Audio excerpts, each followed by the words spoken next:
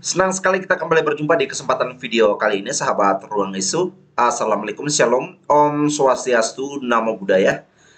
Dalam kesempatan kali ini, sahabat Ruang Isu, kalau kita sedikit melihat bagaimana situasi politik yang begitu sangat dinamis saat ini menjelang pemilihan presiden 2024 mendatang yang ditetapkan pada bulan 2 atau bulan Februari tersebut.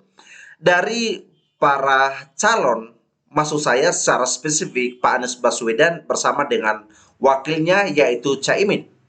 Salah satu janji politik yang disampaikan oleh Caimin, ia dengan begitu tegas dan juga lantang menyampaikan bahwa ketika mereka berhasil dipilih oleh masyarakat sebagai wakil presiden dan juga presiden, maka salah satu hal yang akan mereka kerjakan atau mereka lakukan adalah mereka akan menggratiskan BBM. Sekali lagi saya tegaskan, mereka akan menggratiskan BBM.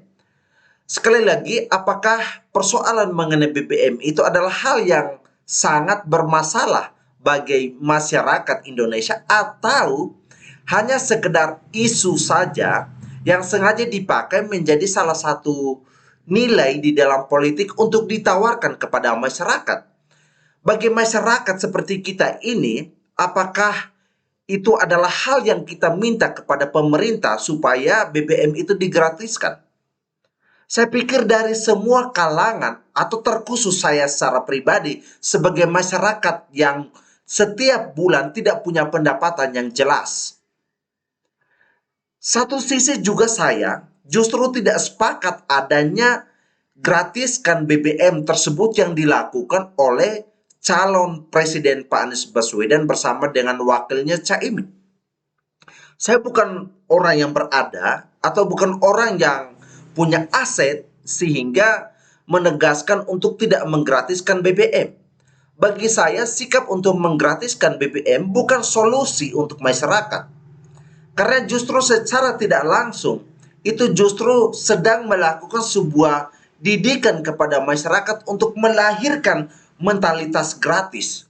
Jadi begitu sangat miris dan juga bagian yang lain yang perlu kita pahami bahwa ketika solusi untuk menggratiskan BBM itu justru menjadi persoalan yang serius kepada pemerintahan kita.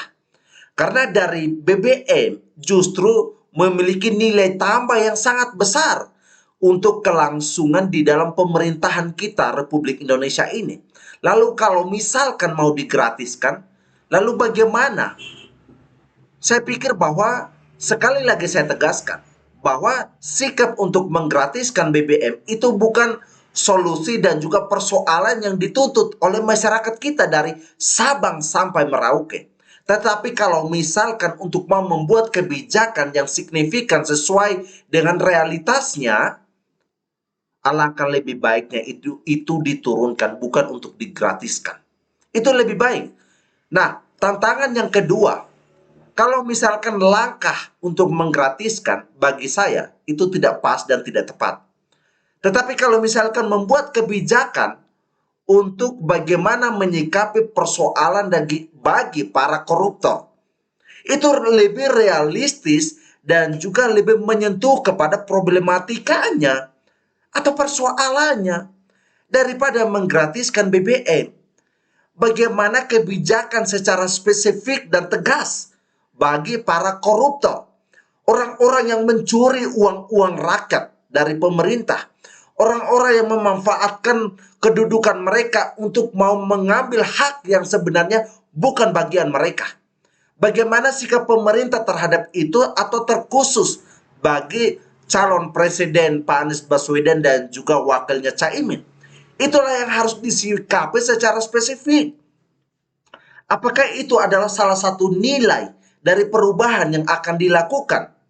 Apakah itu maksud dari perubahan yang akan dilakukan dari wakil presiden Caimin dan juga calon presiden Pak Anies Baswedan? Saya pikir itu sikap yang kurang tepat dan kurang elok dan tidak mendidik sama sekali. Ya, jadi itu saja yang bisa saya sampaikan. Alangkah lebih baiknya bagaimana cara menyikapi ke para koruptor. di bangsa dan negara kita Republik Indonesia ini. Saya tidak mau panjang lebar di dalam kesempatan kali ini. Terima kasih semua sahabat Ruang Isu sudah menonton video ini sampai selesai. Saya pamit undur diri. Salam NKRI.